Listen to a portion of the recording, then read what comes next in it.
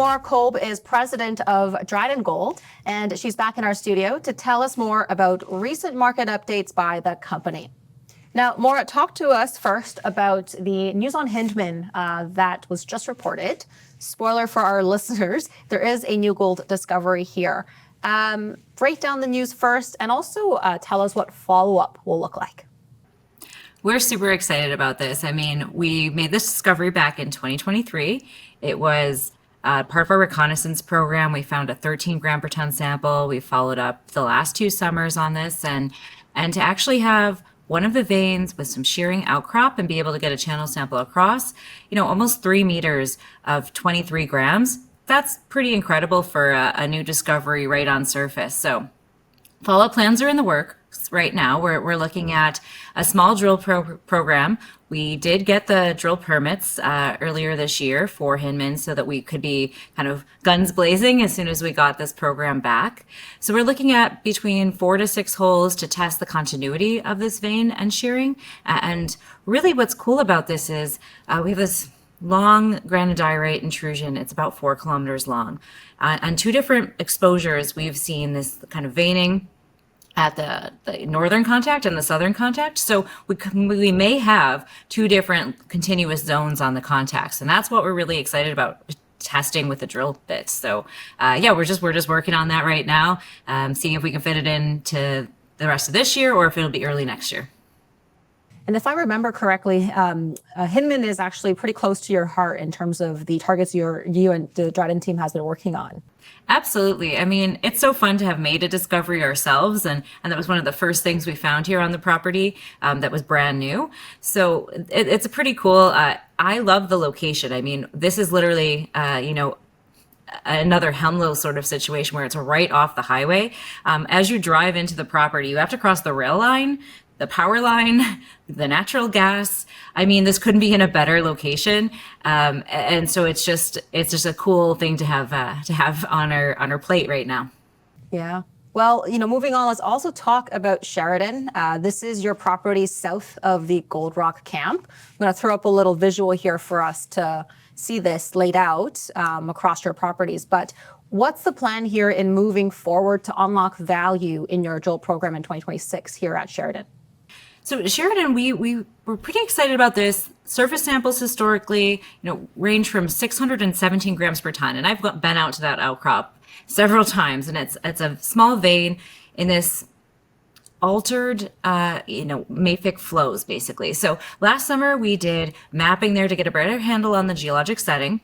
That gave us a lot more context for the structural geology there.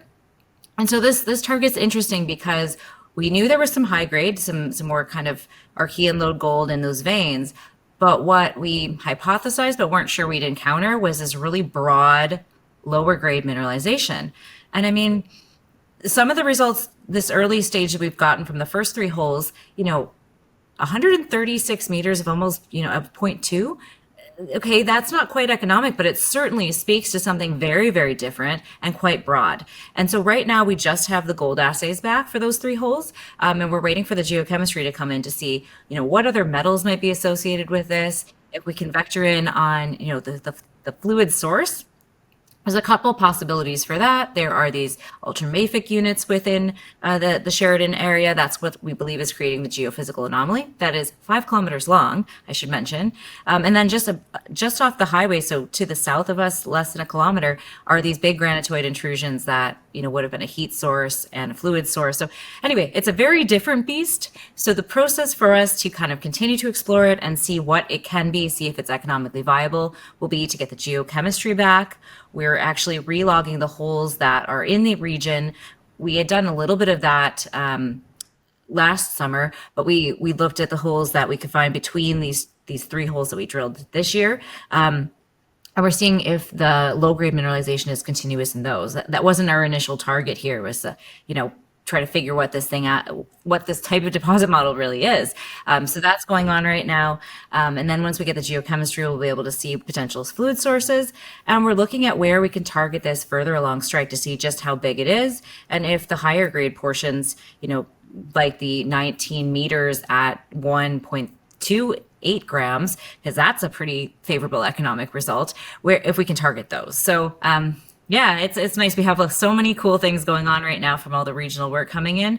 It's a lot of fun for us geos. We'll probably sit around my kitchen table behind us, maybe with a whiskey or something like that, start to rank and rate the targets, have some good, geologic arguments here about what we think is best, what we think is going on. I mean, this is the fun part for us as geologists and thinking about what can add the most value, what could be the potentially the biggest deposit and the best bang for our buck and our shareholders.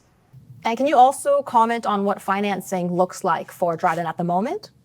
Yeah, so in just a couple of months ago, so the end of August, we did a $7.8 million financing. We've got just about $6 million allocated to exploration for this year. So we're well financed there. We have what would equate to $11.5 million of warrants that are priced at 30 cents. So we're hovering right around there right now with this kind of exciting market that we're in. I'm very hopeful that a lot of those will be cashed in and will be even more cashed up going into 2026. And that's a great place to be. We have some great targets. We've got a lot of momentum right now, on Hyndman and Sherridon are regional targets, and that's certainly an important part of our approach. But also at Gold Rock, we've been having some good success with some really nice high-grade results and really filling in that 1 kilometer by 1 kilometer area with a lot more high-grade targets. Well, to close, aside from your drill program next year, and the plans around that, let's talk about things more near term. What kind of drill holes, what kind of news that investors can expect to hear in Q4 of this year? Well, we just finished drilling the 15,000 meters from our 2025 program, and we only have about half of those out. I'm actually planning to put kind of a little statistics, basically, or what we call KPIs for that program out, just so everybody can see where we're standing. We have a lot of results to get out to our shareholders and all of our interested parties here. So that'll be coming through the rest of the fall. One exciting target that we drilled, remember, would be Mud Lake. So that is basically testing gold rock, but not at the mine scale, looking for new zones, but at the deposit scale. So looking for a whole nother potential deposit, 2 kilometers on strike to the northeast there. So we did 4 test holes there. We're waiting for that information to come back, so that'll be exciting. And then we have drilled another, I think it's about 10 to 13 holes at Gold Rock, which will be coming back. So yeah, there's definitely a lot of news flow to come this fall and into the winter, and we're gonna hit the ground running for next year as well. All right. Maura Kolb, president of Dryden Gold. You can go to CEO.CA and search DRY to look at the Dryden Gold channel. That's where you'll see investors talking about the company as these news pieces come out for the rest of the quarter. Thanks for watching.